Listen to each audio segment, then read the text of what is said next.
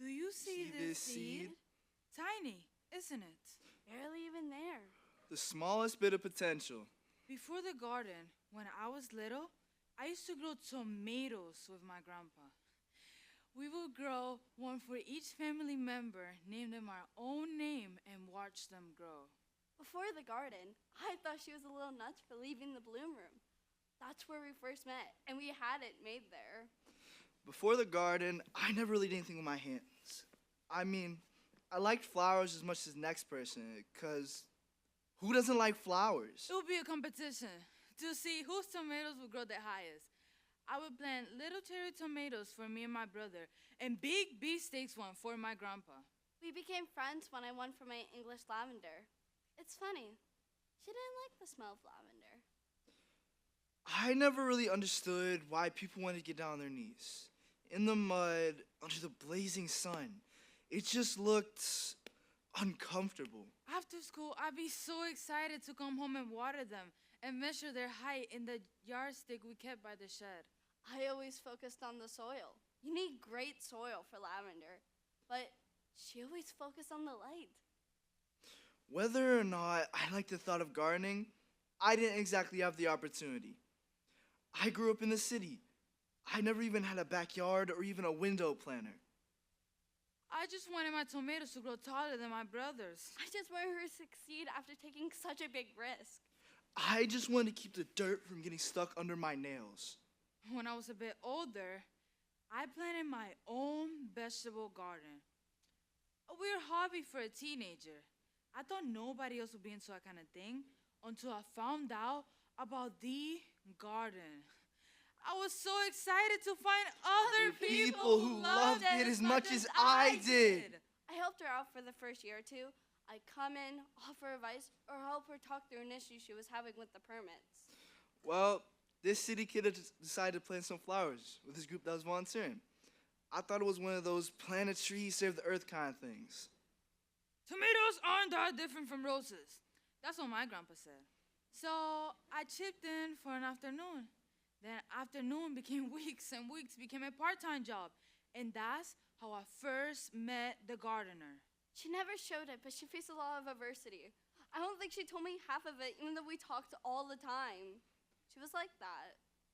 I was nervous because I didn't know anyone. I was the only one there who wasn't connected with the rest of the group. But I started making friends, and I kept coming back. It was the light. I can't explain it any other way. People saw what was happening in the garden, and it was the talk of the bloom room. The world was paying attention. After a while, it began to feel like a badge of honor. See? I mean, it's just dirt, but it says I did something. And when you're gardening, you can't help but take some home with you.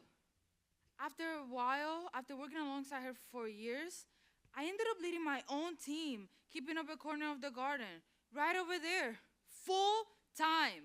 I can't take any credit for it, really. I just offered advice and pitched in when I could.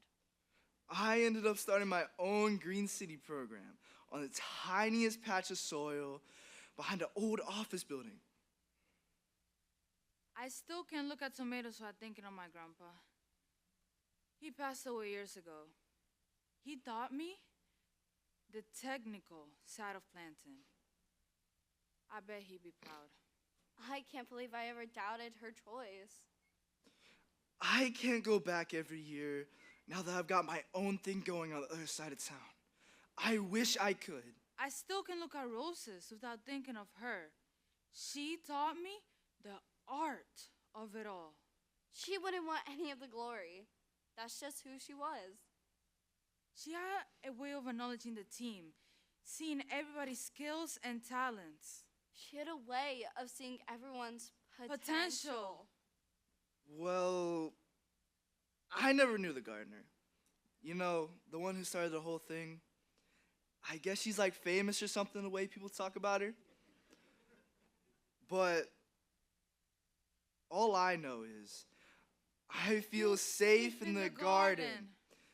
'Cause this is where I first saw the light. And that changed my life.